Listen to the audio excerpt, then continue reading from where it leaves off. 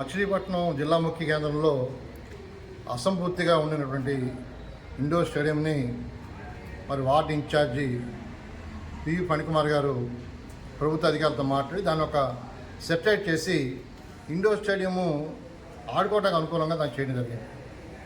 మంత్రి గారితో మాట్లాడి రాష్ట్ర స్థాయి షటిల్ పోటీలు కూడా ఇటీవల అక్కడ నిర్వహించారు.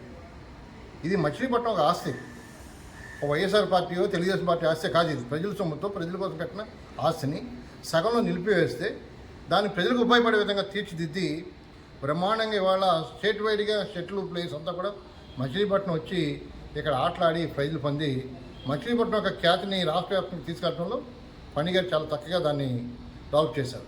ఇవాళ ఆ స్టేడియం చుట్టూ కూడా బ్రహ్మాండంగా మున్సిపాలిటీ మాట్లాడి మరి గ్రీనరీ డెవలప్మెంట్ కోసం పెద్ద మొక్కలు పెట్టి ట్రీ గార్డులు పెట్టి జిల్లా కోర్టు నుంచి జిల్లా జడ్జి గారు బంగ్లా వరకు కూడా చక్కగా ఏర్పాటు చేశారు. అది వార్డు డెవలప్ చేయడంలో పివి ఫణికుమార్ గారు చేసిన కృషి అందరూ కూడా హర్షించాలి. కానీ వ్యక్తిగత రాజకీయాల కోసం, స్వార్థ రాజకీయాల కోసం అది విమర్శించడం అనేది కరెక్ట్ కాదు.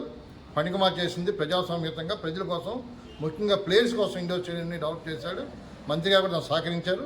అక్కడ కార్యక్రమం జరిగింది. కాబట్టి దాని మీద విమర్శ చేసేవాళ్ళు దాన్ని బ్యాక్ చేసుకోవాలని చెప్పి నేను కోరుతున్నాను. ఈ రోజున మచిలీపట్నంలో సమస్యల మీద టీడీపీ పార్టీ తరఫున నాకు తెలిసి స్పందించేటువంటి ఫణికుమార్ గారు, తెలుగుదేశం పార్టీ ఇన్ఛార్జ్ గారు, అదే ఇప్పుడు స్టేట్ డైరెక్టర్ ఇచ్చారు బ్రాహ్మణ సంఘానికి. గతంలోంచి చాలా సంవత్సరాల్లో పార్టీ పరంగా కూడా వెలుగులో తీసుకొచ్చారు పార్టీని కూడా. అలాగే ఇండోర్ స్టేడియం అది గత ప్రభుత్వంలో సగం కట్టారు, కొంచెం పనులుగా వదిలేశారు.